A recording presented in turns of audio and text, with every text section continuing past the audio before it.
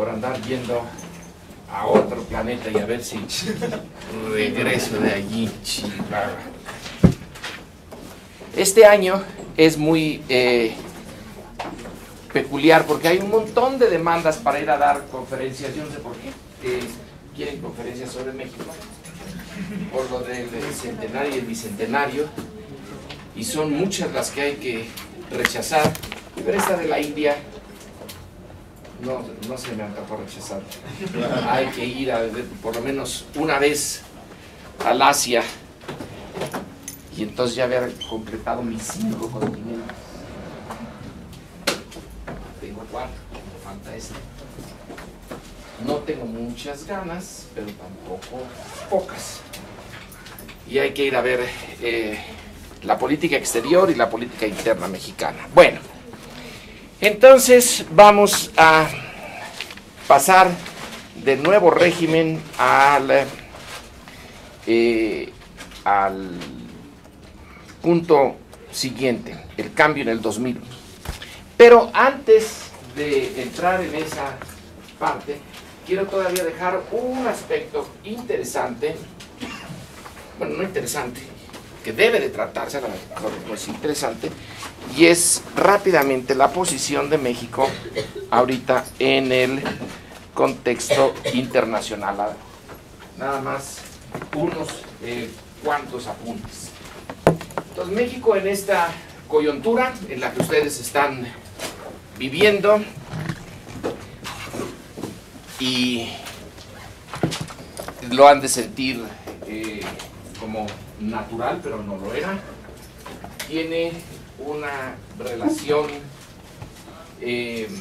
material con el resto del mundo, basada básicamente en el Tratado de Libre Comercio de la América del Norte, que para todo propósito práctico es el Tratado de Libre Comercio con Estados Unidos. Lo demás, lo de Canadá, es relativamente secundario. Esta apertura de la economía es relativa, porque en realidad el resto del mundo, si quitamos a Estados Unidos, el comercio de México con esas otras partes del planeta, con América Latina, con Europa, con Asia está creciendo. Pero de todas maneras la concentración es enorme con Estados Unidos. Es más concentrado nuestras exportaciones hacia ellos que nuestras importaciones. Las importaciones están un poquito más diversificadas. De todas maneras es enorme la concentración. Para propósitos del intercambio comercial, el mundo es Estados Unidos para nosotros. Lo demás es bastante lo de menos. En materia de inversión externa, de nueva cuenta domina la norteamericana, pero hay una importante inversión europea, un poco también asiática en México. Lo que llama la atención es que siendo latinoamericanos tenemos muy pocas relaciones económicas con América Latina. América Latina está integrándose entre ellos. El Mercosur es desde luego la parte más notable, pero los centroamericanos están integrándose. Incluso el Mercosur está dividido en otras, sus miembros tienen otras asociaciones de las que México participa muy poco. Entonces la vida externa de México está muy determinada por la vecindad con los Estados Unidos. Y esa vecindad, como lo veremos, no mucho en este curso, quizá en otro será el centro, el meollo de la exposición, esa vecindad está caracterizada por una enorme asimetría de poder. Esta es una característica no nada más de México, comparten otros países esa situación de dificultad con sus vecinos, pero no tanto. En realidad no existe, si ustedes le piensan bien, no existe ninguna otra situación de vecindad en donde sea más obvia la simetría, donde hay una potencia que es ahora la única gran potencia en el globo, y pasan unos metros y se encuentran en Tijuana, y que es un sitio en donde empieza una sociedad que relativamente a su vecino tiene muy poco poder. Claro, se puede decir Finlandia y su gran vecino ruso, pero no son muchos los, y ninguno es tan claro, tan clara la asimetría como en este caso. Ahora, es una asimetría vieja, es una que viene del siglo XIX, pero ha ido creciendo, creciendo, creciendo, y no la hemos podido hacer aminorar, que en términos relativos sea menor que antes. Sigue siendo enorme, terriblemente importante y determinante en la política mexicana, la política exterior y su política interna. Entonces, este es el último rasgo del primer punto, que quede claro esa característica de México, que cualquier historia política, económica, cultural, social, tiene que tratarla. El hecho de que haya 12 millones de personas nacidas en México, en los Estados Unidos, hace que este sea el país que tiene una proporción mayor de sus ciudadanos en otro país. La razón, pues, es la simetría. La simetría en el proceso económico hace que la diferencia de salarios entre México y Estados Unidos sea tan grande que valga la pena para muchos mexicanos correr el riesgo de irse al otro lado con o sin papeles. Y entonces tenemos una colonia de mexicanos allá notable, y si a esos mexicanos les añadimos los norteamericanos, pero hijos de mexicanos, de una o dos generaciones, entonces ya andamos hablando de los 20 y tantos millones, y es un montón. Realmente, para la población general de Estados Unidos, los latinos, que son básicamente mexicanos, representan un problema y una solución. La solución es que les dan mano de obra barata. El problema es que son difíciles de asimilar. Y bueno, aquí están el resultado del Tratado de Libre Comercio. Aquí está el tratado, y ¡bum!, cómo ha ido esto aumentando. Pero también se puede ver, y esto lo verán en sus clases de economía, las exportaciones, que es lo que ponen mucho en énfasis los líderes mexicanos actuales. Vean cómo han aumentado las exportaciones. Y los otros dicen, pero vean cómo han aumentado las importaciones. Entonces, ¿qué? Lo que entra por exportaciones, en buena medida sale por importaciones. No se produce en México lo que se exporta. Parcialmente, pero muy poco. En realidad se adquieren parte de los motores en otros lados, se ensamblan, se les ponen algunas partes mexicanas y se exportan como automóviles. Pero entonces quiere decir que la balanza de pagos, no es, si lo viéramos así, de hijo, qué fregonería, esto sí va, pero viento en popa. Pero si fuera producido internamente. Pero entonces viene la otra parte, las importaciones. Y el hecho es que no se generan suficientes empleos en México. Y hay una pelea ahora en cifras entre Felipe Calderón y sus adversarios sobre cuántos empleos se crean y cuántos se deberían crear y cuántos se han perdido. el problema del desempleo, del empleo informal, es uno de los graves problemas de México. Cuando se firmó el Tratado de Libre Comercio en 1993, se supuso que estaba aquí la solución. Esto era casi hacerse uno con Estados Unidos. Se perdería parte de la soberanía mexicana, que nunca ha sido mucha, pero se ganaría en crecimiento, en empleos. No ha habido el crecimiento que se requiere para tener esos empleos. Bueno, entonces, este es el otro punto central que vamos a ver cómo se explica y cómo ha evolucionado en el pasado. Bueno, entonces, ¡bum!, cerramos esto y nos vamos al segundo punto. A ese del año 2000, yo no sé si les puse, fíjense, porfa, Abraham, si está este libro de Roderick Eykamp en la bibliografía. Sí, híjole, voy a quitar el precio porque esto se ve muy barato. Lo que pasa es que lo compré de segunda mano y me salió en $3. No, si viera Roderick lo que valen sus libros, pues, sería ofendido.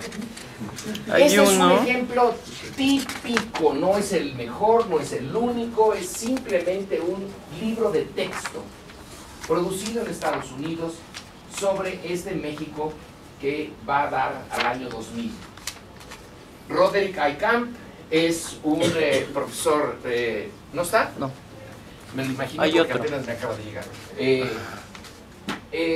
Ha venido muchísimo a México, tiene un montón de libros sobre México, tiene hasta una novela sobre México, en donde mete a los militares.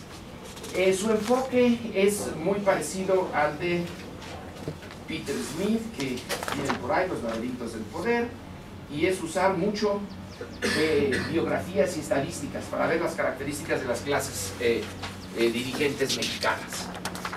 Pero es también típico Politics in Mexico, The Democratic Transformation, porque es muy optimista. Ya la hizo. Hombre, sí. Este es el momento en que estábamos esperando. Pasa de ser un régimen semi-autoritario, le llaman semi-autoritario. Dicen, no hay que decirles autoritarios a los mexicanos de, por ejemplo, 1950, 60, porque en realidad había, pues era un autoritarismo que daba espacios, que aceptaba ciertas críticas. No era un autoritarismo a la chilena. Entonces se le pone semi-autoritario. Otra posibilidad es definir autoritarismo de diferente forma. Entonces hay varias clases de autoritarismos. El mexicano es un autoritarismo muy abierto. Pero en fin, sea lo que sea, aquí tienen ustedes un ejemplo en Roderick, que como les digo tiene un montón de libros sobre México. Viene aquí un año sí y otro también. Déjenme ver si tiene por aquí todos sus libros. Es profesor de Claremont McKenna College, que no es un college así que digamos, ese es el college.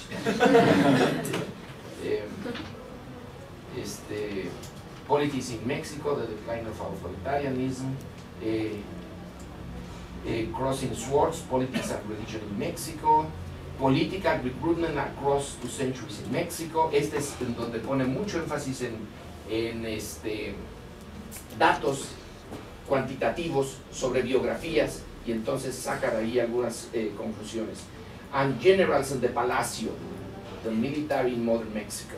Bueno, entonces este es uno de un montón de libros que se produjeron fuera de México con una visión muy positiva de lo que estaba pasando.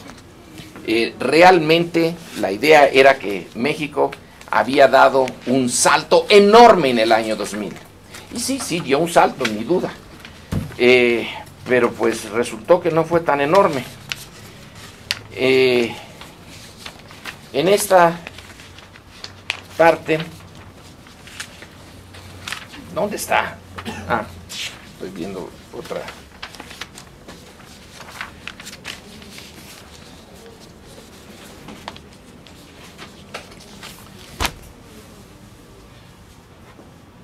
podemos ver los antecedentes inmediatos al acontecimiento del año 2000, que es el momento en que vía las elecciones un partido de oposición logra sacar del Poder Federal, de Los Pinos, del Palacio, bueno, en el Palacio ya nadie está, pero en Los Pinos sí, al partido que había nacido con el poder en las manos. El PRI, que originalmente es el Partido Nacional Revolucionario en 1900, fines del gobierno de Calles, cuando en 28 asesinan a Obregón y sale en principio de 1929, en marzo si mal no recuerdo, y luego se va a transformar en Partido de la Revolución Mexicana en 1938 y luego va a salir finalmente como el PRI. Entonces, ese partido que nació con el poder no tuvo que luchar en las urnas por ese poder, sino nació para administrarlo. Eso es bien importante. No nació para competir por el poder, nació para ayudar a la administración del poder una vez que ya está establecido y más o menos en control de las cosas el régimen que surge de la Revolución Mexicana. Bueno, entonces el 2000 es después de 71 años de control ininterrumpido del Poder Ejecutivo, lo deja, no hace mayores aspavientos, no hay un intento de mantenerse ahí por la fuerza, sino que se acepta la decisión de las urnas. Esto es algo rarísimo, porque las urnas probablemente ya habían sacado al PRI varias veces del poder, pero nunca los habían aceptado. Empezando por las elecciones de 1929, puede ser que en esas no haya ganado la oposición, pero en las de 1940, pues que sí. Las de 1946 quizá no, pero las de 1952 también pues que sí. Son elecciones en donde los resultados son competidos, pero no son creíbles. Entonces, esa es la importancia del acontecimiento del año 2000. ¿De dónde podemos sacar los antecedentes inmediatos políticos del proceso que lleva a este milagro? A que por primera vez en la historia de México se pueda usar las urnas para transferir el poder de manera realmente pacífica de un partido a otro. ¿Dónde puede estar el antecedente inmediato? Eso elíjanlo ustedes cuando ya más o menos dominen el tema, en el momento que quieran. Puede ser 1988, por ejemplo. 88 es el momento, bueno, no 88, vamos a ponerle 82. También 82 puede ser muy buen momento. ¿Qué ocurre en 1982? Es el momento en que una fórmula económica se cae en México, se cae y se despanzurra, pero completito, cae como piedra, siempre dicen cae como sapos, nunca lo he entendido, es algo que uno agarra un sapo, se suba uno bien alto y lo deja uno caer y entonces se despanzurra, pobre sapo. Bueno, algo así le pasa a un sistema económico que está basado. Su principal característica es que está cerrado, es que está protegido el mercado interno. Entonces los Mexico's crisis, vaya que si era we are in an emergency, eso es por decirlo lo menos, estamos en una emergencia y en serio. Entonces 1982 es el año en que un sistema económico que venía teniendo dificultades, muchas dificultades, pero que las había logrado tapar y sobre todo por el petróleo, ya no puede hacerlo. El punto está en el déficit de la balanza comercial. México importa mucho más de lo que exporta, incluyendo el petróleo. Entonces, cuando un país se mantiene sistemáticamente en esas circunstancias, cuando tiene una deuda externa que va en aumento, pero un aumento así rapidísimo. Entonces, está realmente en problemas y Miguel de la Madrid sigue la victoria. Ya vimos en la primera clase ahí las cifras. La consigue con un margen, digamos, modesto pero increíble. No es creíble que un país con una crisis como esta haya votado el 70 y tantos % en favor del partido que lo llevó a la crisis, salvo que se piense que es un país extraordinariamente masoquista y que le gusta que lo maltraten, y entonces entre más me maltratan, más me quiere, y ahí está el PRI. Pero no es posible. Entonces, la manipulación de las cifras es lo normal, pero tienen un problemón entre las manos enorme. Miguel de la Madrid no es un economista, no es la economía su fuerte. Él es un abogado que, en fin, sabe mucho de teoría del Estado, eso sí, pero no de economía. No es un hombre particularmente brillante, no tiene una gran personalidad, no, es lo normal en la clase política mexicana en ese momento. Y le cae administrar la crisis. Es una crisis que él y su equipo en principio consideran pasajera, que se puede paliar, como se había paliado la crisis de 1976 con Echeverría, cuando de la Madrid ya era una parte importante, bueno, no importante, estaba en ese grupo de los que están hasta arriba en el tope. Y durante unos 3 años, de 82, 83, 84, 85, se intenta manejar la crisis de tal manera que se vuelva a la normalidad, que se vuelva al sistema económico anterior, que ya lo veremos cuál es, pero como les digo, la idea principal es una economía protegida. Un país subdesarrollado no puede su industria competir con la de Estados Unidos o con la de Europa Occidental, no puede, es poner a un niño a correr contra un atleta, pues no se puede. Entonces, ¿qué es lo que se hace? Bueno, se le dice al niño, tú corres de aquí a allá, y el atleta que corra 20 kilómetros y que llegue primero gana. En esas condiciones sí puede competir el niño, sí puede competir la industria mexicana. Sus productos son malos y son caros, pero están protegidos. El contrabando es única, realmente, talón de Aquiles, pero más o menos se logra controlar. Es una economía que no produce lo necesario para importar lo que necesita. Y tiene que recurrir a los préstamos. ¿De dónde le vienen los préstamos? Préstamos de emergencia, pues de Estados Unidos, directa o indirectamente. Porque el Fondo Monetario Internacional, que pone condiciones draconianas, está controlado por quien tiene el mayor número de votos adentro del Fondo Monetario. El que tiene el mayor número de votos es el que contribuye con mayor cantidad de dinero, y el que contribuye con mayor cantidad de dinero es Estados Unidos.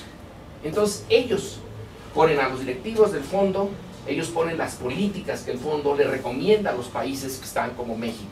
Son vistos como países irresponsables, unos países que tienen que tener una especie de revolución interna si quieren cambiar. ¿Cuál es la revolución interna en 1982? Es el momento en que la Unión Soviética está ya a la defensiva, en que los Estados Unidos están metidos en el neoliberalismo, en que los dos grandes dinamos, tanto de la economía como del pensamiento económico, son Estados Unidos y Gran Bretaña.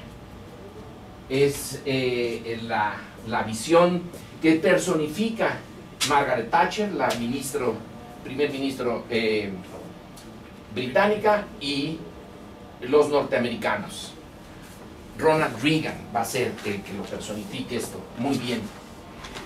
En su visión del mundo, yo no sé si era la de ellos o la de sus asesores, creo que la de Thatcher sí era la de Reagan, es un misterio. Como actor, comunica lo que él considera apropiado pero no es que él realmente lo pensara, pero eso importa bien poco, lo comunica muy bien. Y entonces Estados Unidos tiene el poder, y entre estos dos puntos de fermento económico sale la idea de que el Estado moderno, democrático, de Occidente, no puede, con la carga que se le ha impuesto desde la Segunda Guerra Mundial, que es la del Estado benefactor, ese Estado que se preocupa porque haya salud para todos los ciudadanos, que tengan acceso a la vivienda, que tengan acceso a la educación, es demasiado. Si el Estado tiene que hacer todo eso, se le acumulan las demandas y no puede tener un performance, una acción adecuada. Va a ir fallando. Y en el mero centro, en Estados Unidos, entonces sus sistemas de educación se vienen abajo, sus profesores son mediocres, el sistema de salud inglés, sus médicos no se comportan como se deberían de comportar, si hay una operación tardan mucho, se parecen al seguro social. Es una cosa que hay que agilizarla. ¿Cómo? Quitándole responsabilidad al Estado. Aquí hay un libro en esta biblioteca que me parece interesantísimo, pero que ya no me acuerdo cómo se titula, pero uno de los autores es Huntington, el otro es un francés que yo me leí para teoría de la administración pública, que se llama Crozier, Michel Crozier, y el tercero siempre se me olvida porque es un japonés y no me acuerdo cómo se llama. Pero ellos tres, la comisión trilateral, les encargó de hacer un estudio, los tres, pues de la comisión trilateral, pues entonces un japonés, un francés y un americano, de los tres lados del globo, y ahí está condensado de una manera estupenda la teoría del neoliberalismo. Ellos señalan que no es viable el Estado occidental tal y como estaba en los 1970s. Y su marco teórico es este del exceso de demandas, que a la vez viene de un modelo de input-output que lo hizo famoso David Easton de la Universidad de Chicago, pero que eso no les concierne.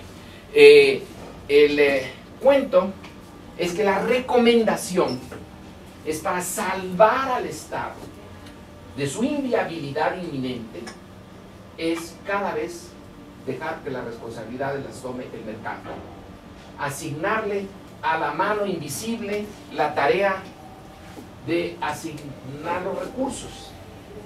Esto viene de toda una teoría económica que también tiene su sede en Chicago y que está personificada por un señor de este tamañito. Era increíble porque en Estados Unidos, que en verdad son medianos o grandes, pero es un norteamericano, pero es small size, pero small, que es Milton Friedman, al que yo veía pasar de vez en vez hasta acá. Alguien me dijo, escucha, ¿por qué estás ahí? Es un economista importantísimo, no me digan. Es Milton Friedman, y él es el que señala que es un gasto innecesario el que hacen los estados al aceptar eso que Franklin Roosevelt creó en la Segunda Guerra Mundial, antes de la Segunda Guerra Mundial, pero con la Segunda Guerra Mundial más, como resultado de la Gran Depresión. Ese Estado que se echa encima responsabilidades porque el mercado, pues el mercado de la Gran Depresión es una porquería, entonces es el Estado el que se echa esto encima. Bueno, ahora hay que quitárselo y hay que devolvérselo al mercado, y el mercado es muy eficiente. Y a mí me pareció una cosa rarísima. El correo. Yo, cuando ustedes ni por ahí estaban en este mundo, el correo era del Estado. Uno compraba en una oficina de correo, hacía su cola y sus estampillitas, etc. ¿Cómo se lo van a dejar a empresas privadas? Esto es ridículo. El correo desde siempre ha estado en poder del Estado. Ni por aquí me pasó DHL, UPS y todas las que ahora lo que no me pasa por la mente es darle una carta a un correo del Estado. Simplemente habla uno vengan a recoger la carta, el paquetito, esto, llegan y son muy eficientes. Bueno, eso no se me había ocurrido. Me pareció absurdo, me pareció casi una blasfemia. Pero empezó, porque en Estados Unidos estaba y entonces en México llega con este personaje. Para 1985 se toma la decisión de que ya se acabó el tipo de economía que se había creado desde la Segunda Guerra, un poco antes de la Segunda Guerra Mundial en México. En realidad desde los 1930. Bueno, para 82 se acaba. Y se va a abrir el país. Se van a quitar las barreras arancelarias. Ya no se van a cobrar impuestos a las importaciones. Ya no va a haber permisos de importación. Bueno, sí había, pero poco a poco se van a ir quitando. Hasta llegar al Tratado de Libre Comercio de 93, en donde entra lo que se les dé su gana, prácticamente. La crisis del 82 se ahonda con eso, y era inevitable. Todo el montonal, no sé si entre su familia tuvieran ustedes a alguien así, por ejemplo, el señor que fabricaba juguetes, bueno, pues tenía protección y fabricaba sus muñequitas aquí, y el señor que fabricaba rifles de municiones, que es el que yo conocí, pues era un señor ya grande, tenía la empresa era de él, se la dejó a sus hijos y hacía unas pistolas bastante simpáticas de diábolos, de municiones, etc. Todo eso se lo llevó el demonio, porque esos mismos juguetes o rifles de municiones, etcétera, se importaron mucho más baratos de otras partes. Y como eso pasó en miles de industrias. Entonces la industria mexicana prácticamente se la llevó la historia. Por lo tanto, se agrava el problema, pero se dice, es como en un paciente, híjole, y se va a poner esto un poquito peor antes de que mejore. Esperemos que no se muera, pero si no se muere, va a estar usted, pero bien, en poco tiempo. Muy bien. Ese es de la Madrid. Ese es el gobierno que decide tomar, según él, el toro por los cuernos, decir, no, esto ya no se repara. Esto ya se lo llevó el demonio. Entonces vamos a montarnos sobre lo que es prácticamente una obligación. El Fondo Monetario nos ha obligado a cambiar nuestras políticas. Bueno, vamos a decir, no es que me obliguen a cambiar, es que yo quiero cambiar. Entonces lo que el fondo dice y lo que yo digo resulta que es lo mismo, por lo tanto no hay ninguna pérdida de soberanía, es una pura coincidencia, vamos a cambiar. Y el equipo que está cambiando esto tiene un personaje en el centro, un personaje que es energía política al 110%, que es Salinas.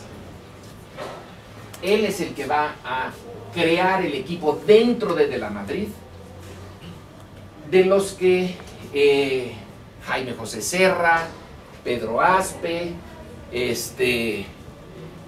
van a formular el camino mexicano hacia la nueva economía. Una economía que le va a dar al mercado la prioridad. Pero entonces, ¿qué pasa con un Estado autoritario que es el que estaba desde antes? Un poco asignando los recursos. Tanto se le da a los campesinos, tanto se le da a los empresarios, tanto se le da a la clase media, y tanto se le da a los obreros, y está a raíz de decisiones políticas asignando los recursos escasos de una sociedad. El Estado empieza a perder esa capacidad, pero era su esencia. Por eso ese Estado autoritario que dice Roderick, que era nada más semi-autoritario, podía existir porque todos dependían de él. Y entonces negociaba día a día a quién darle. Que los profesores andan alebrestados. Bueno, vamos a ver que venga el líder, desacelere a los de San Luis Potosí, vea lo que está pasando en Oaxaca, nosotros le vamos a dar el aumento que pidió, porque había los recursos. O si no había los recursos, había la decisión política que hacía que el mercado llevara esos recursos allí. Ahora, a partir de 1985, es el mercado solito el que va a empezar a asignarlo. El Estado no se puede prender las medallas.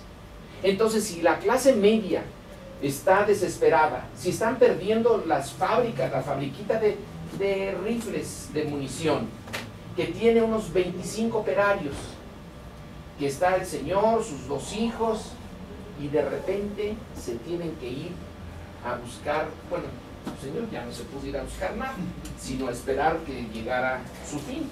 Los hijos sí a buscar, a ver dónde, y los operarios, ¿a dónde se van? Eso es problema suyo. Eso es problema. Hay una moral adentro de esto, se supone. La moral, la ética de esto es que sobreviva el más inteligente.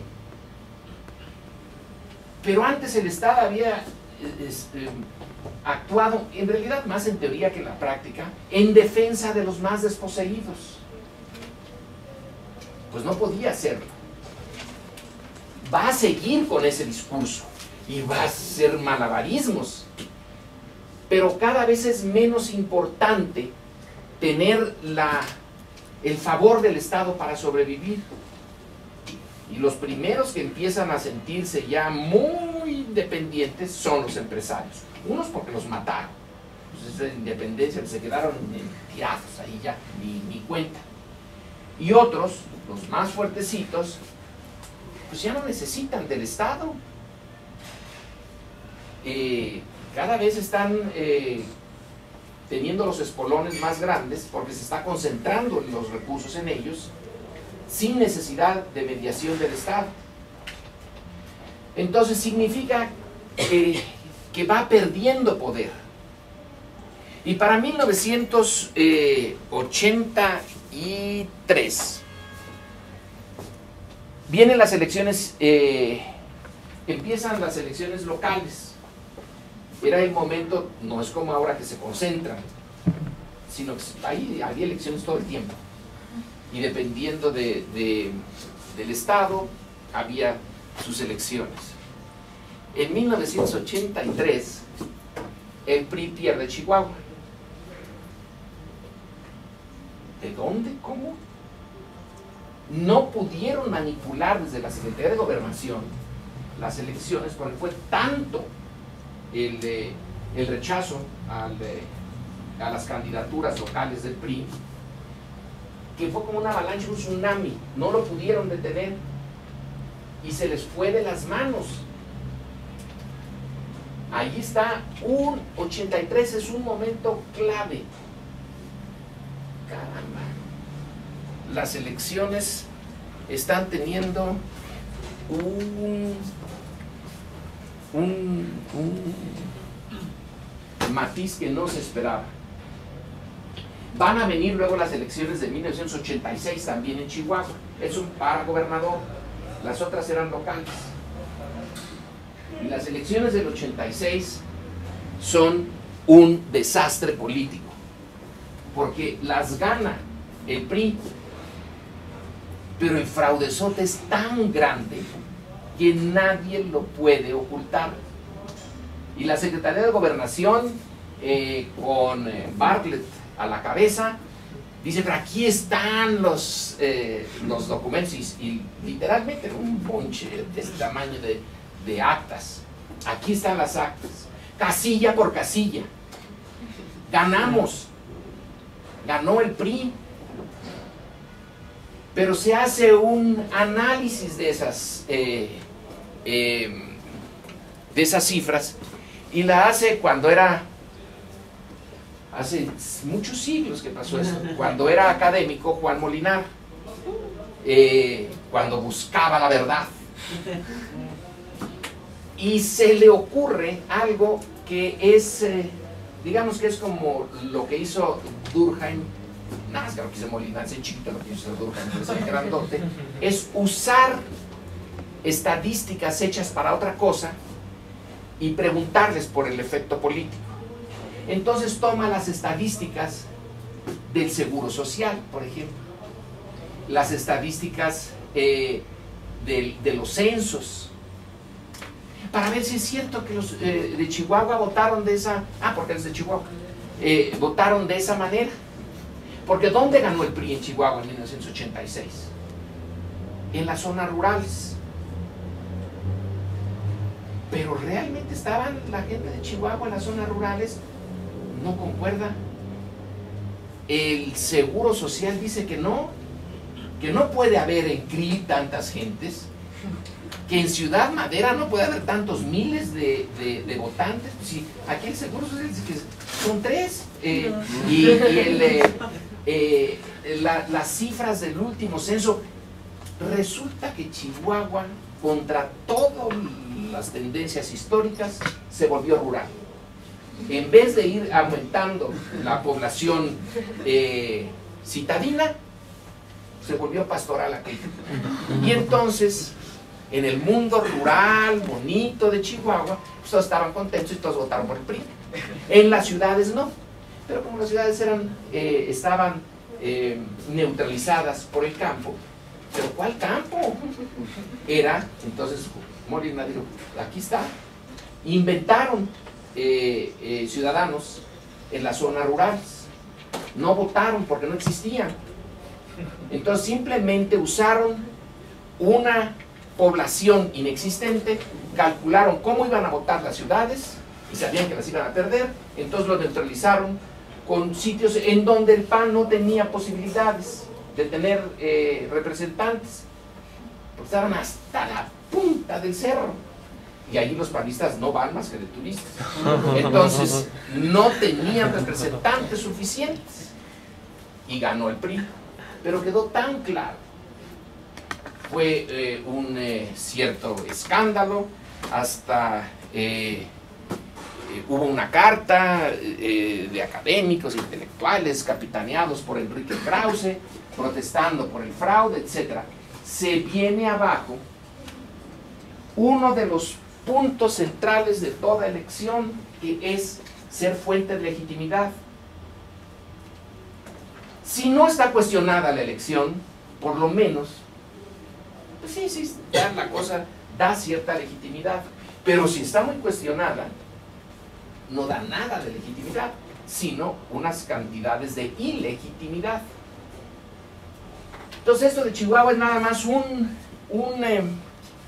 ejemplo de lo que está pasando en el gobierno de Miguel de la Madrid, en donde la crisis económica se convierte en crisis social, y sobre todo en el norte, porque el norte vive del intercambio con Estados Unidos, y el tipo de cambio se dispara. Entonces, ¿con qué van a hacer su shopping? Al otro lado, pero el shopping es de huevo, leche, carne, pues está más barato allá, y de repente está todo más caro allá. La economía no tiene dinamismo, no hay suficientes empleos, y los salarios en realidad se devalúan, están furiosos. Por eso es que hay una revuelta, empieza a surgir la revuelta electoral, la insurgencia electoral, como resultado de esa crisis. No, aquí está la devaluación, pero son devaluaciones, qué bruto, qué fantástico, ¿no?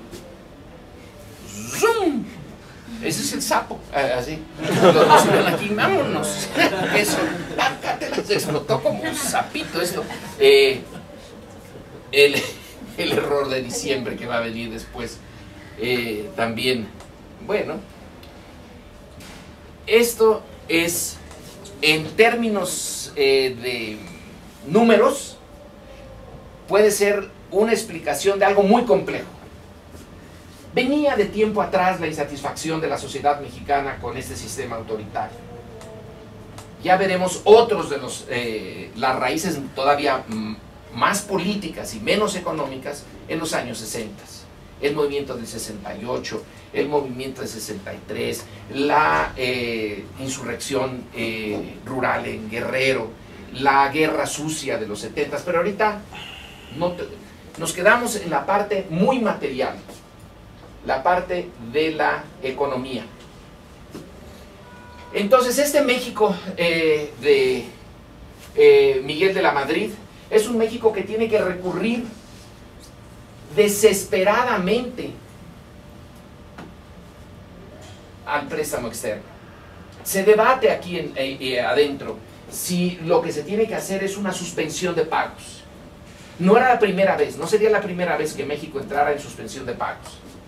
Pero claro, cuando entró en el pasado tenía una economía más rural, más autosuficiente.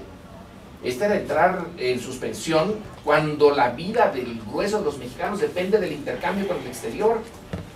Si se entra en suspensión de pagos, entonces se pierde todo el crédito. Nadie le va a dar crédito a México. Va a tener que estar cambiando y haciendo el intercambio, casi llevando los dólares para que le envíen lo que necesita. No se va a tener confianza de los proveedores. Entonces, el punto de choque, de fricción acá adentro fue: ¿y si les decimos que no les pagamos? Bueno, no que no les pagamos, sino que ya no podemos, que no tenemos. Y la otra es, bueno, vamos a endeudar hasta nuestros nietos, y nuestra abuela. Todos juntos los endeudamos, los que están y los que no están. Los endeudamos en función de que nos saquen del atolladero en este momento y prometiendo que nuestra economía va a cambiar de pe a pa. Y vinieron los préstamos. Se hicieron, aquí se puede hacer una tesis de cómo se fue argumentando préstamo por préstamo, de qué condiciones se hicieron. Bueno, les damos los préstamos, pero tienen ustedes que entrar, por ejemplo, al GATT, al General, ¿cómo se llama? General Agreements on Tariffs and Trade. Si tienen que hacerse a la idea de que las reglas sobre su intercambio con el exterior no la ponen ustedes, la pone esa gran organización en donde por accidente estamos nosotros los norteamericanos decidiendo ahí cómo se hacen las reglas. Tienen que entrarle, pues se entra. Tienen que bajar sus aranceles de sopetón y en algunos casos eliminarlos, se eliminan. Tienen que ver el gasto público y disminuirlo. Entonces, que si había subsidios para tal cosa, que si hacían subsidios para tal otra, ya no hay. Este colegio ya no se hubiera construido. Este colegio se construye con Echeverría. Pero cuando llega la crisis de 76, que ya se veía en 75, ya no se construye todo lo que se quería construir el colegio. Ya la otra parte de la biblioteca ya no se construyó. Entonces, el Estado queda un tanto maniatado. Ustedes ya no gasten.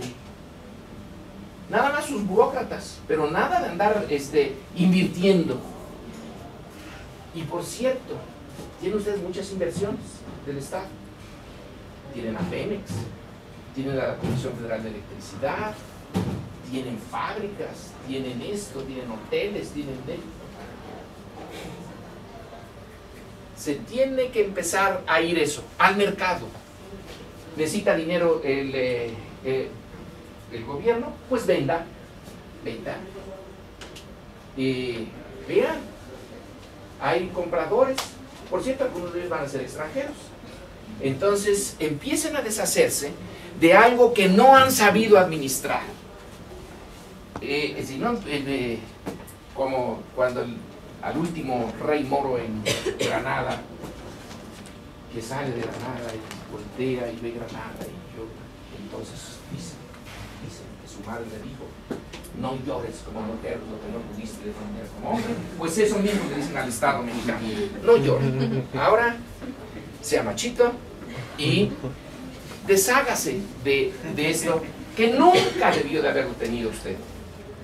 Las reglas del capitalismo son duras y al final se cobran lo que se le hizo. Entonces vamos a empezar a deshacerlo. Entonces empieza el proceso de privatización, que va a llegar a su cumbre con Salinas. En el gobierno de López Portillo había, en el momento de la crisis del 82, eso, no me meto con López Portillo, pero en fin, había nacionalizado la banca.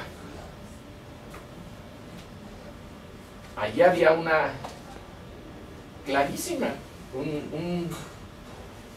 un área en que privatizar.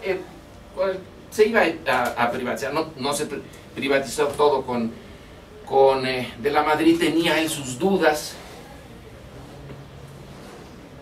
Y en ese proceso de redefinir el papel del Estado mexicano y de redefinir el modelo económico de México, que al final de cuentas era el que había sostenido el sistema político, estaba redefiniéndose el sistema político. Le llega el momento de las elecciones. Para 1985, que es cuando se decide ya dar el salto, estamos en vísperas del 86, que son las elecciones. Entonces ahí está un tanto maniatado el gobierno, no puede ir muy lejos en esto, tampoco puede retroceder. Y lo que va a ocurrir en 86, 87 es que, ¡ay, hijo!, la clase política está con la moneda en el aire. Para 87 ya no hay duda de que vamos hacia el neoliberalismo, y entonces dentro del propio partido del gobierno sale una oposición. Esa oposición, que es objeto de varios libros y un montón de artículos, y bueno, si alguien quiere meterse en esto, encuentra para toda una vida la bibliografía. Es de la propia dirigencia del PRI, de ese grupo que sienten que ya los echaron a la basura, que ya no tiene ningún futuro, que ya el grupo de Salinas y de los tecnócratas tomó no solamente el poder de la economía, sino de la política, y que los políticos que se despidan ya no tienen lugar. Van a tener los políticos tecnócratas, los que tengan un cierto aire de haber estudiado economía, de haber entendido los misterios de la estadística, de estar al tanto de lo que se está discutiendo en los grandes centros académicos del mundo, que son los norteamericanos, que sepan inglés, que estén en esta ola transformadora, que se hablen de tú con H. Bueno, con ella no creo que se pueda hablar de tú, pero pues, bien, y con Reagan y con todo esto. ¿Qué hace Porfirio Muñoz Ledo en ese mundo? No tiene ya futuro. Entonces Porfirio aquí las grandes corrientes y las pequeñas decisiones, siempre ha sido así.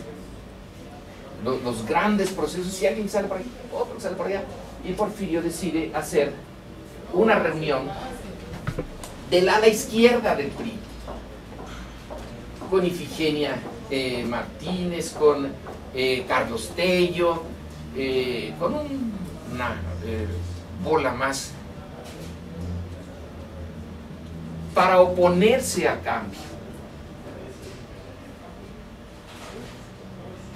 Y se le habla a Cuauhtémoc Cárdenas, y Cuauhtémoc Cárdenas acepta ir a las reuniones, pero con una condición, de que él es el jefe, no Porfirio, y se le acepta. Entonces empieza a surgir la corriente democrática dentro del PRI. Una rebelión interna en un partido autoritario, en un sistema presidencialista. Pues algo iba a pasar allí. No era la primera vez que esto ocurría. Ya han ocurrido otras revueltas en el PRI. La más interesante, la última más interesante, es la de Madrazo, en el gobierno de Díaz Ordaz, y que termina con el madrazo, que se dio madrazo en el avión y ¡pum!, desapareció. Ahí sí, a puros madrazos, todo. Uno desaparece al otro, es la negación de la negación. Tiene historias estas rebeliones. Pero esta rápidamente se depura. Algunos dicen, no, mejor no le entramos a los trancazos porque viene la respuesta del presidente del PRI, en donde dice que no acepta estas posiciones, ni estas reunioncitas, ni nada por el estilo, y unos se van, como Carlos Telles. Bueno, pues mejor, más vale que digan aquí corrió que aquí murió. El hijo del general Mújica también se no, totalmente. Pero para que quede constancia del hecho, es que Porfirio no se echa para atrás y Cuauhtémoc no se echa para atrás y son expulsados. No se les expulsa abiertamente, simplemente en una reunión, en las mesas en las que ellos tenían que estar, se les humilla, se les insulta, para afuera. Y surge una vez más un grupito dentro del partido para oponerse. Lo echa el partido y van a empezar a trabajar ellos solos. A mí me pareció aquello tan improbable, tan... Hubo una reunión del colegio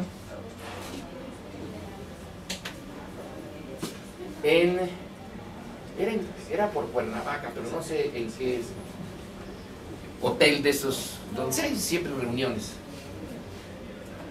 Y era con unos gringos, con Güey Cornelius, me acuerdo, un especialista en México, y Ifigenia Martínez le tocó hablar. Entonces dijo que bueno, era 1987. La corriente democrática va y vamos a las elecciones y vamos a ganar. Y digo, qué pena que le estén oyendo. Me cae también esta señora, pero qué vergüenza, qué oso está haciendo. ¿Cómo va a ser posible eso? Cuando había ido a unas 100 horas a dar vueltas Porfirio y Cuauhtémoc al Zócalo, ahí con sus gabardinas, que estaba lloviendo, pues estaban los dos loquitos ahí dando vueltas en el Zócalo con unos cuantos ayudantes. Tienen razón, pero qué vergüenza. Dudas tengo yo muchas, pero no se las voy a pedir que me las disipen. Pero ustedes, ¿qué puntos quedaron nebulosos? ¿Qué explicación alternativa ofrecen ustedes que han estado ya leyendo como desesperados todos estos días y ya llevan varios libros que se han echado? Bueno, yo quisiera preguntar, o sea, no sé si fueron al mismo tiempo el proceso de liberalización económica y de liberalización política. No sé si son procesos que coincidieron casualmente o el uno llevaba al otro o que se deben aplicar conjuntamente. Esta parte de estas reformas estructurales, bueno, se supone que el libre comercio hace que bajen los precios de los productos, pero en los hechos el poder adquisitivo bajó muchísimo. Entonces no sé si es culpa del malvado neoliberalismo o esta parte que se le dice, yo creo que con razón, como de ir en contra de los derechos laborales, ir en contra de como estas prestaciones. Ahora cada crisis se le echa la culpa a los trabajadores.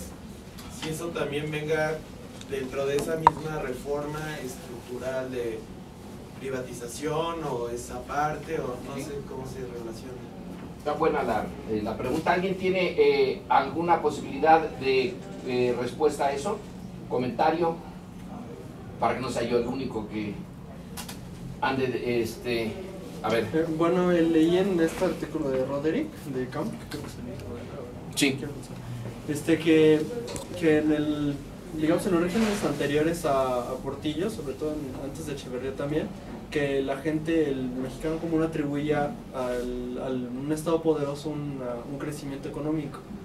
Entonces, que eso es algo que se fue dando, y que entonces al haber esa apertura, que fue, yo siento que fue más bien obligada por algo, sobre todo lo que menciona Cornelio, que en la época de la Madrid, cuando empezó a haber toda esta crisis, las exigencias que daban los organismos internacionales, sobre todo el fondo y los bancos privados, para dar los préstamos, pedían una liberalización de la economía y la disminución de los subsidios, que muchas veces no siguió, incluso dejó el del azúcar. De la Madrid fue el único que dejó para, digamos, un poco evitar la pérdida política que hubiera significado en las elecciones que se acercaban, en las de gobernadores y en las de presidente. Y entonces yo siento que esa transición a la liberalización fue más obligada que voluntaria, y que entonces al no haber habido esa voluntad de liberalizar, el poder se retuvo, y eso es muy notorio en Salinas, que aunque había una liberalización de la economía muy amplia, el poder seguía centralizado en el presidente, y el poder incluso se dio más atribuciones. Sí. Y lo desahogaba un poco dándole facultades y dándole, digamos, complaciendo a los líderes sindicales, sobre todo al de los petróleos, al de petróleo y al de que incluso los trabajadores petroleros fueron de los que menos sufrieron de bajas salariales y todo eso durante la crisis de la Madrid. Está bien. Creo que es una buena explicación. Aquí no hay una coincidencia, sino sí hay una relación causal. El problema principal explota en la economía. De ahí viene la liberalización como forzada, no de motu propio, no porque hubiera un proyecto político con una meta clara en el futuro y razones de ideología política muy claras, incluso morales, para llevar a la liberalización del sistema. Se tiene que ir abriendo porque fracasó económicamente. Entonces el pago por ese fracaso es la liberalización. La liberalización es económica y no política. Si hubiera sido política no habría habido el 88. El 88 es mantener el poder a toda costa. Y lo que va a venir después con Salinas se puede definir viendo Salinas lo que pasaba en la Unión Soviética, que tiene más o menos lo mismo. Es un sistema económico que ya no le funciona, entre otras cosas, porque los norteamericanos, Reagan en particular, los obliga a un gasto excesivo en defensa, porque él lanza su proyecto de esto de la guerra de las Star Wars, la guerra de las galaxias, y gastar hasta lo que no tenían en este sistema que va a estar en los cielos, va a estar siendo vigilada la Unión Soviética, y ahí van a tener sus misiles, y en el momento en que sea necesario, desde allá arriba los van a deshacer. Los soviéticos tienen que gastar tanto y su maquinaria económica está tan obsoleta que ¡pum!, se viene abajo. Entonces lo que hace la Unión Soviética es la perestroika y el glasnost.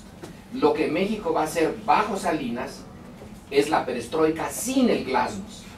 La idea es transformar la economía, pero sin transformar la política. Es más, hacer de esa transformación de la economía un reforzamiento de la política, de no abrirse más. Ya estaba suficiente. Ya el 88 había obligado, como vimos en las estadísticas aquí, a que Salinas dijera que ganó por el 50 más un poquitito de los votos. Esa es la frontera más lejana que puede llegar. No pueden perder la mayoría, no la van a perder. Digan lo que digan los votantes, ellos van a tener su mayoría absoluta, aunque sea por poquito. Entonces, en el caso de esa transformación, creo que sí es, si quisiera alguien, podría empezar a ver ciertas transformaciones políticas, por ejemplo, con Reyes Heroles y la LOPE, la ley de organizaciones y participación política, como se llame la cosa esta, que es darle un poco más de espacio a la oposición en el Congreso, pero es una cosa chiquitita. Lo que viene aquí no es lejano a una especie de revolución económica. Entonces, la razón de ser de lo que después se va a convertir en liberalización política es la transformación de la economía. Y tiene usted razón al ponerlo como en la forma como lo puso, porque eso lo van a usar mucho, sobre todo los observadores y especialistas norteamericanos en México. Van a decir, ya empezó el proceso irreversible. Una vez que hay transformaciones en la economía, hay transformaciones en la política. En ese sentido se volvieron marxistas de repente, porque Marx es el que dice que, bueno, sí, el mundo material, las contradicciones lo obligan a cambiar y entonces cambia la superestructura política. De repente los norteamericanos hacen lo mismo, sin usar a Marx, pero las mismas conclusiones. Hay un cambio en las formas de producción y de comercialización y el intercambio de bienes, de servicios, de capitales. Tiene que haber un cambio en la política. La política sigue lo que el mundo material inicia. Caramba, se volvieron materialistas de repente. Era una manera de justificar y de alentar al cambio en México, las dos cosas. Decir, bueno, pues ahora ya se metieron en esta, no tienen más que seguirle. Pero no fue tan fácil. ¿Hay algún otro punto que quieran discutir? Que están las neuronas dándoles vueltas y dicen, no, aquí hay un puntillo que no queda claro. O no están dando vueltas las neuronas, están descansando tranquilamente. Ahí tengo un comentario, que también que como parte del catalizador de todo el movimiento social en 88 y 86, el temblor del 85, que genera, bueno, buen punto. Por parte de movimientos sociales que pidan vivienda después, mucha solidaridad entre la gente. Tiene usted razón. Y otra cosa también que si nos podía comentar, o cuál era su opinión respecto al movimiento magisterial en los 80. Bueno, primero lo del 85. Aquí hay que leer a Monsiváis. Monsiváis es el teórico y el cronista del 85. Mejor que él no hay.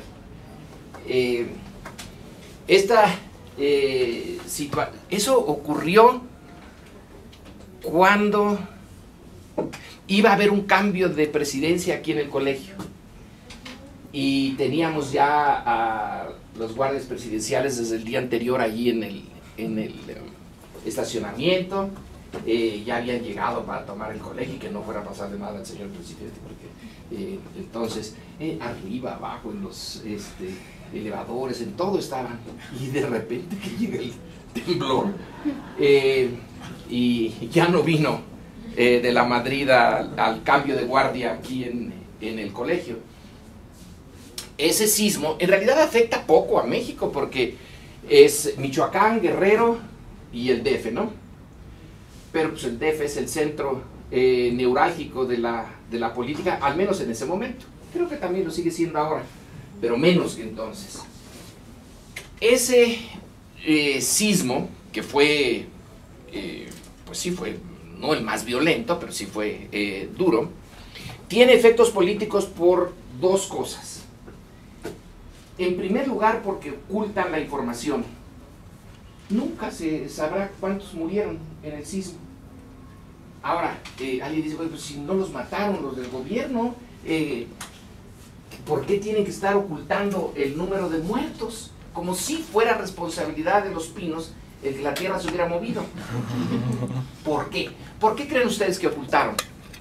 ¿Cuántos murieron? ¿Cuántos le calculan ustedes que murieron? ¿Cuántos han leído? No, ustedes no calculan nada, pero no pueden. Pero ¿cuánto han leído que fueron los muertos del sismo? 20,000. Bueno, la cifra no está mal. Yo he leído como 100,000. Sí, es la más disparada. Pero van de entre 10,000 y 60,000. ¿Quién sabe cuántos fueron? Yo creo que, a pesar de que funciona mal la burocracia mexicana, sí tenían la información. Pero no la dieron por dos razones. En primer lugar, porque un sismo de esa magnitud mostraba que el sistema de construcción en el Distrito Federal, que es, se supone que hay una administración que pone las normas de los edificios, que los vigila, que es un supuesto absurdo, pero en fin, entonces si se cayeron es porque estaban mal construidos, y si estaban mal construidos es porque no los vigilaron, y si no los vigilaron es porque había o irresponsabilidad o corrupción. Cualquiera de las dos cosas no les gustaba mucho. Entonces dejaron de dar información. Ahí sale lo autoritario del sistema. Ellos controlan la información y nadie más la puede dar, ni nadie la dio. Y el otro es que se quedaron pasmados. Ese día, a mí también me agarró de sorpresa, debo de confesar. Yo estaba por la colonia Nápoles y de repente todo se movió, pero yo iba a un desayuno. Pues tuve mi desayuno con mis antiguos compañeros y todos dijimos, hijo, ¿lo sintieron? No, sí, qué barbaridad. Se sintió. Ya venía yo de regreso al colegio cuando la radio empezó a decir que no salgan, quédense en su casa. La recomendación del gobierno es que cada quien se quede en su pequeño espacio y no entorpezcan. Entonces no hagan nada. Ese fue el mensaje central: no hagan nada. Si ustedes hacen algo, van a hacer puras tonterías. Entonces dejen. Pero el gobierno tampoco hizo nada. Y el presidente, a mí alguien me llamó y me dijo, oye, estamos teniendo una lluvia de ideas. ¿Qué ideas puedes tú dar para que el presidente tome? Estamos buscando ideas. Bueno, pues que se haga cargo, que salga, que se vea al frente de las operaciones, ¿no? Como ocurre normalmente cuando hay un desastre. El jefe del Estado va. ¿Quién andaba yendo aquí a las zonas de desastre? Pues a Bludowski, que andaba ahí con sus cosas estas, y ya se cayó este edificio, y ya se nos cayó Televisa, y ya eso. Y luego John Gavin, el embajador norteamericano, ahí va entre las ruinas, los fotógrafos, y de la Madrid. ¿Quién sabe dónde estaba el presidente? Ni idea. Aquí, como en otras partes, nos tomó tiempo. Yo me acuerdo que el que después sería secretario de Hacienda efímero, Serra Puche, llegó y nos dijo, oigan, es que está la cosa de la patada.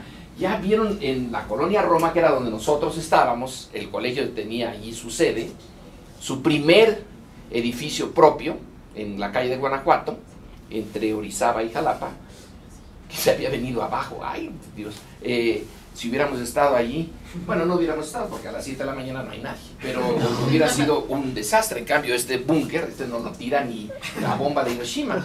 Otra puede que sí, pero esa no. Entonces nos empezamos a dar cuenta. Y él fue de los primeros, vamos a organizarnos. Y eso surgió en un montón de lados.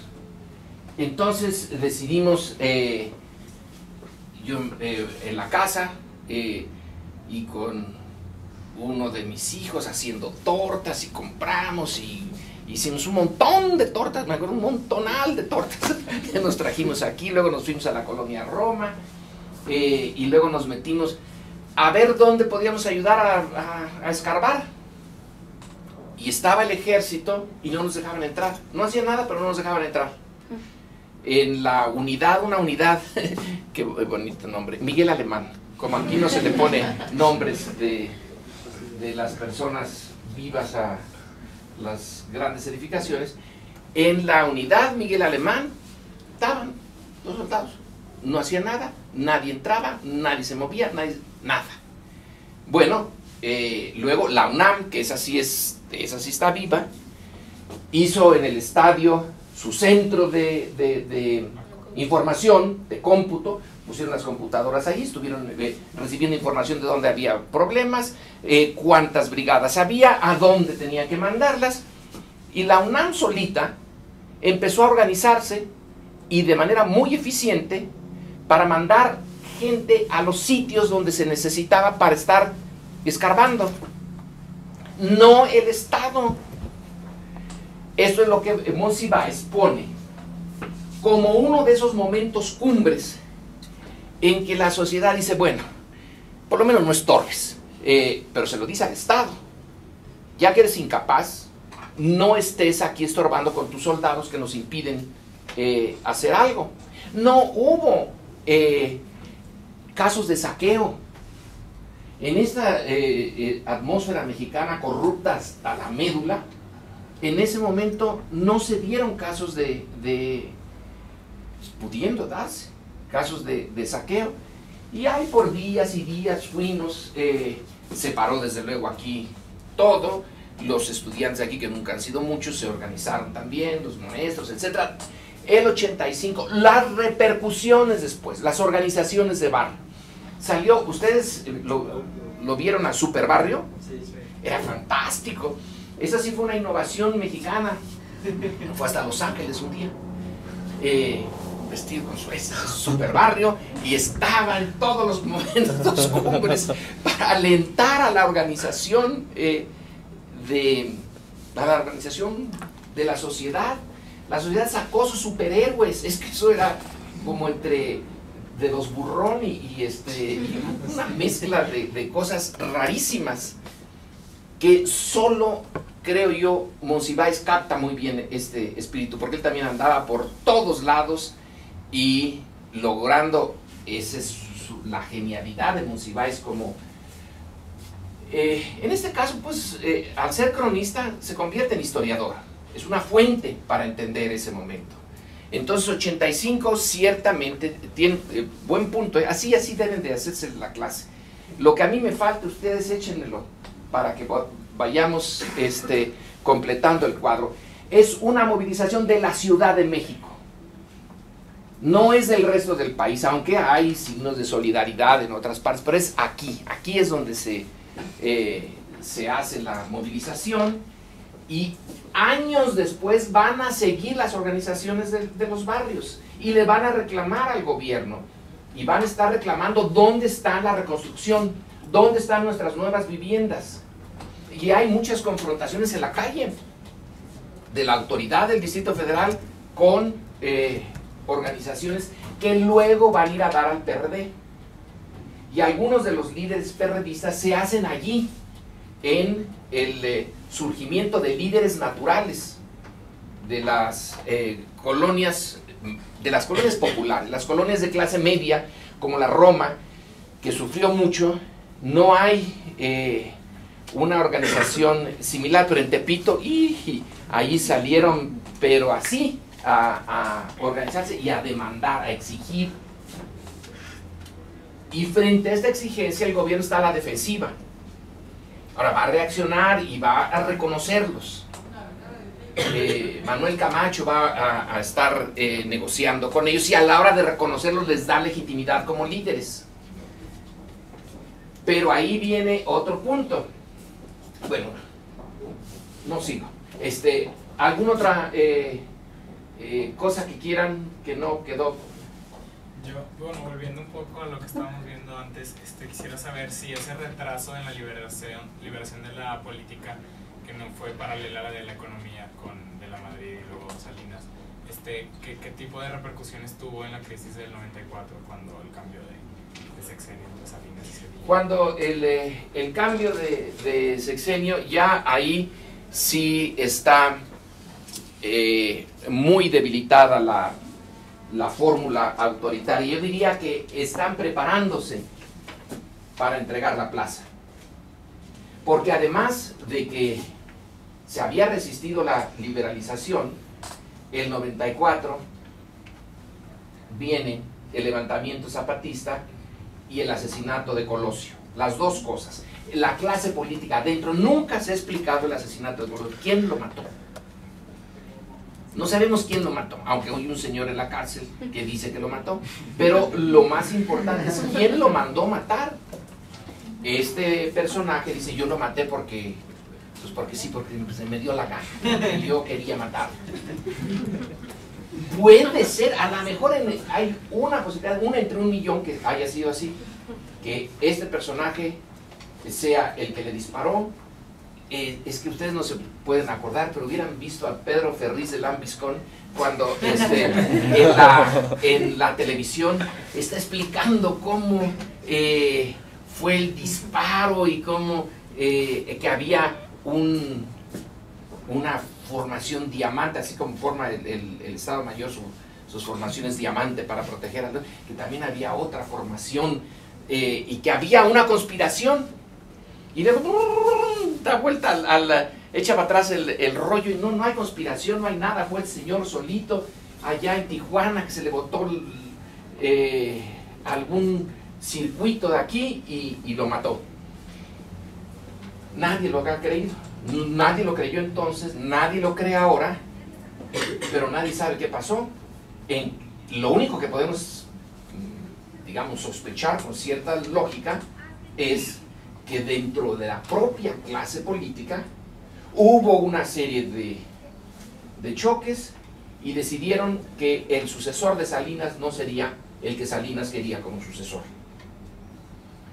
Pero está la otra explicación, que Salinas el que por un discurso en el que Krause puso una frase allí que dice que una frase crítica, pácatelas, lo matan. Bueno, también nuestro autoritarismo es autoritarismo, pero no tanto.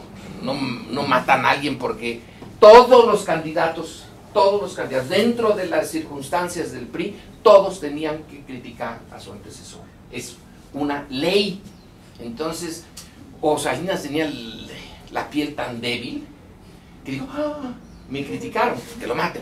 Pues, pero en fin, hay esa posibilidad de que se barajan todas estas hipótesis. El punto importante es que no tenemos claro, y siempre se usó el asesinato de Kennedy para ver que estábamos como en el primer mundo.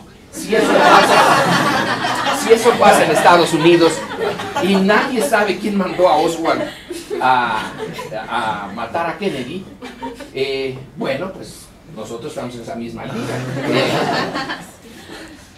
Pero sí, el 94 tiene esos dos momentos, en dos extremos del espectro político, en el de la oposición que decide irse por las armas, cuando se suponía que las revoluciones ya estaban de modé. Ya a quién se le ocurre ser revolucionario. Está atrasadísimo usted, compañero Marcos. Esto ya no se hace así, esto se hace de otra manera. Es que viene el movimiento. Militarmente es un absurdo. Los zapatistas no tenían ninguna posibilidad de nada. Las armas que tenían son realmente de caricatura. Sí pueden matar, desde luego, sí pueden matar con una pedrada o una guitarra de burro, pero no eran para una rebelión. Entonces lo importante es que deciden jugársela por la vía de la rebelión, simbólicamente, y de enfrentarse al proyecto de Salinas. Bueno, entonces no se pueden ver bien en sobre todo esta, es una muy famosa, porque es la entrada a San Cristóbal de las Casas ese día 1 de enero de 1994. Pero si ven esta foto, otras, son rifles. Todo, en el campo mexicano siempre los ha habido. Cuando yo vivía en mi granja, comprábamos y vendíamos rifles. Y yo hasta compré una pistola Luger alemana, todavía tenía la suástica y todo. Ahí se podía comprar en los años 50. Todo, en el campo todo el mundo puede, bueno, si está muriéndose de hambre, no, pero si no está muriendo de hambre, se podían comprar. Son armas que no tienen mayor ciencia conseguirlas. No son armas para una rebelión. Comparemos estas armas con las que tiene el narco ahora. Esa es otra cosa. Pero en fin, el 94 tiene ese momento. Entonces ya nada más les queda en la siguiente, lo veremos. Ahí está Don Colosio, ¿verdad? Esto es, bueno, esto ya no se ve bien. El momento de, pues eso es lo que presentaba Ferriz en la tele, ¿no? De 94, ya lo veremos en adelante, lo que le queda es administrar como dicen ahora, el proceso de recepción-entrega o entrega-recepción del poder. Ya no tenía capacidad de seguir. Así que 94 es el último momento simbólico de un sistema que ya está en retirada. Hay estilos de retirarse. El de Gorbachov, bueno, pues fue que le tomaron ¿qué tomaron? El Parlamento. Cuando están los tanques ahí, la Duma, ¿verdad? Bueno, aquí no fue necesario tomar la Duma, pero estaban los zapatistas. Es una dumita, digamos, es un momento de enfrentamiento que no estaba programado. Entonces, a partir de esto, ya es nada más cosa de tiempo, de cuándo va a hacerse la transición. Ya nadie se la preguntaba como una cosa hipotética, ¿pasará o no pasará? Se sabía que iba a pasar. Si no era el 2000, era el 2006. Y quien lo tuviera que hacer en el 2006 iba a tener muchísimas dificultades. Enormes, más o menos como las que está teniendo ahora, pero por otras razones, quien está al frente. Este es el Tratado de Libre Comercio, ¿no? Que también, este es todavía en el 93, Carla Hills, el Jaiho y el de Canadá, que siempre se me olvida. Nunca me acuerdo de los canadienses. Todos muy serios allí en el tratado. Pero bueno, otro punto que quieran contribuir. A mí se me hace interesante que el PRI, después de haber tenido tantos años en el poder y después de haber sido considerado como el que, digamos, trajo todos los males de la crisis, el autoritarismo, que a la fecha sigue existiendo y que siga siendo una fuerza política. Pero, por ejemplo, vemos los partidos comunistas, todos desaparecieron, los nazis, los franquistas. Pero ¿por qué el PRI sigue existiendo? Es algo que no termino de concebir bien. Yo se lo atribuyo un poco a Cedillo, como fue suavizando un poco el autoritarismo, pero no siento que lo explique completamente. Cuando usted llegue a entenderlo, me lo dice, por favor. Yo también tengo la misma pregunta. Cuando en el 2000, 2001, 2002 había entrevistas y yo salía sapientísimo diciendo ya el PRI es cosa del pasado, ya no tiene mucha historia y poco futuro. Pues vaya equivocación. Tiene mucha historia, mucha cola que le pisen, larguísima, y sin embargo está aprestándose para llegar al 2012. En el libro que me tocó leer habla justamente de las elecciones del 2000 y todo, y de lo que yo he leído hay una parte en la que el autor menciona que el gabinete de Fox quedaron muchas personas que habían estado, o sea, que eran como empresarios que representaban la iniciativa privada del gobierno de Cedillo, y entonces que tal vez por eso la transición de poder del PRI al PAN no fue, o sea, no fue, o sea, que se opusieran mucho, porque realmente quedaron muchas personas del pasado con Fox, y que eso mismo contribuyó a que varias de las iniciativas de Fox siguieron. Dos cosas tiene usted en sus afirmaciones. Por un lado, la continuidad entre el pasado y el nuevo régimen. Fox no es una ruptura con lo que había. Hay algo de ruptura, porque nadie puede negar que finalmente ya no es el PRI, pero no es visto el grupo foxista en su conjunto como alguien que esté dispuesto a romper del todo con el pasado. Probablemente quien estaba menos dispuesto a romper con el pasado era Fox.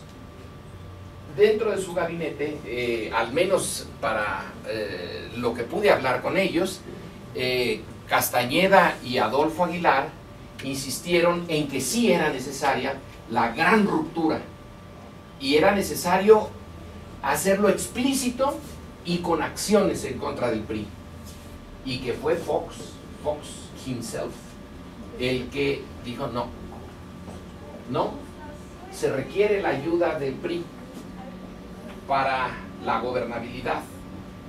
Entonces no podemos darnos el lujo de atacarlos de frente y hacerlos cosa del pasado, porque los necesitamos en el presente. Lo que estaba implícito, aunque no lo dijera, es que también iban a quedarse en el futuro, porque si uno los usaba en el presente, estaba dándoles una respiración de boca a boca para el futuro. No creo que lo pensaran así, pero en la práctica sí resultó, por su decisión de no cortar.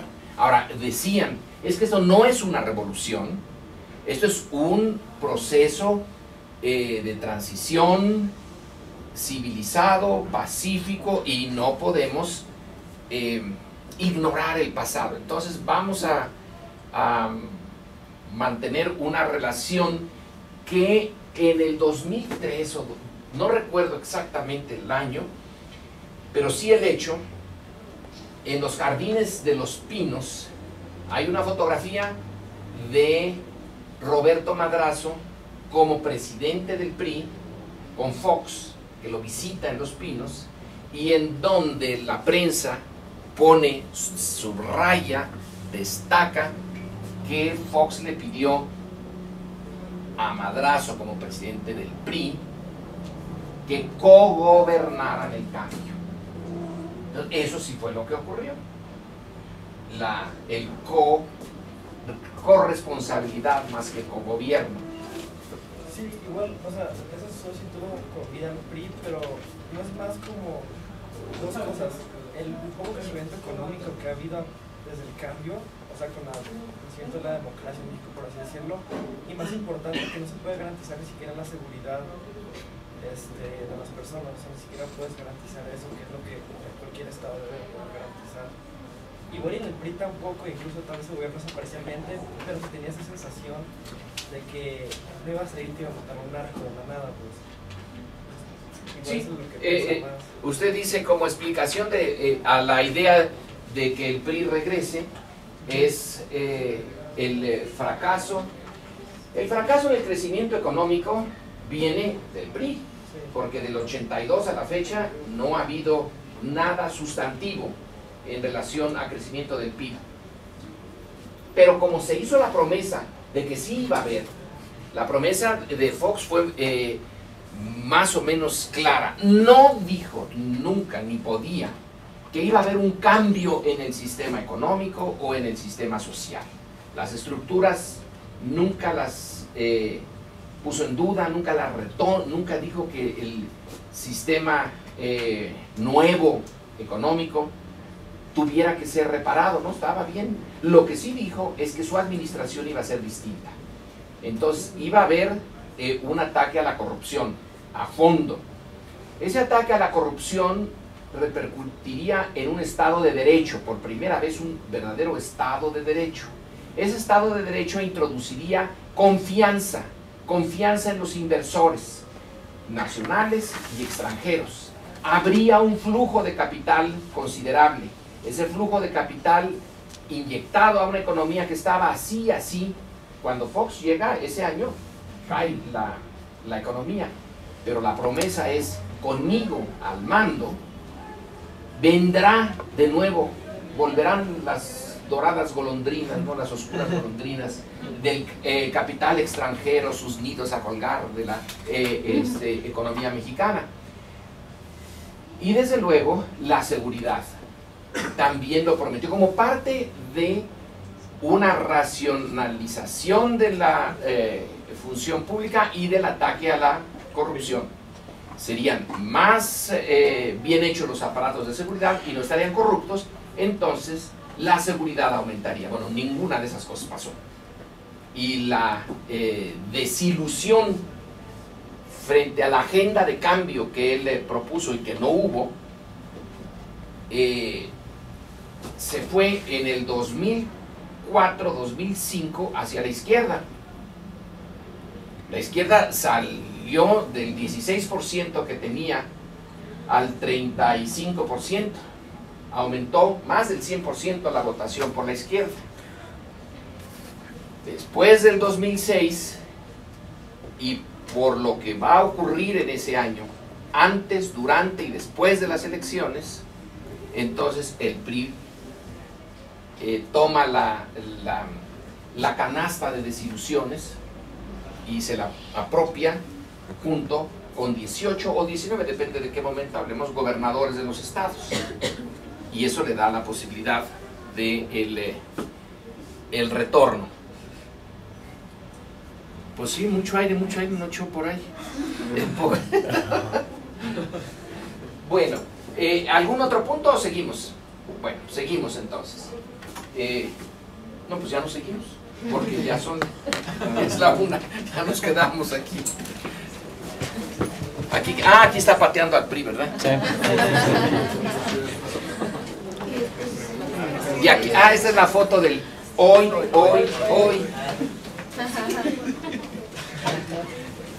Cuauhtémoc está muy contento, él no está, pero a la larga quien sacó provecho del hoy es Fox, porque sus mercadotécnicos en 48 horas hicieron de esa cosa que parecía una metida de pata un eslogan fantástico.